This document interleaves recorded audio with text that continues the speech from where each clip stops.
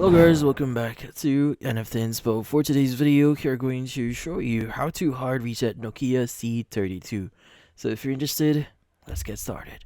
So you might be wondering how to exactly reset your Nokia phone here.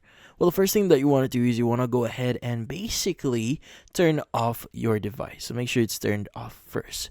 Now, from then on, you want to go ahead and press these two buttons. It's going to be the volume up button as well as the the power button and the volume up button. Now, want to go ahead and press those two buttons together until you boot into Android recovery mode. Now, under Android recovery, what you need to do is you need to use the volume up and volume down buttons to navigate to factory reset. So go ahead and navigate to factory reset. Now, to select factory reset here, press your power button. Now, the next page is going to ask you if you really want to basically reset your Android device here. So go ahead and click on select yes here. Again, using the same buttons that we used before. Now, from here on, it should start the recovery mode, if your factory reset or hard reset your Nokia here.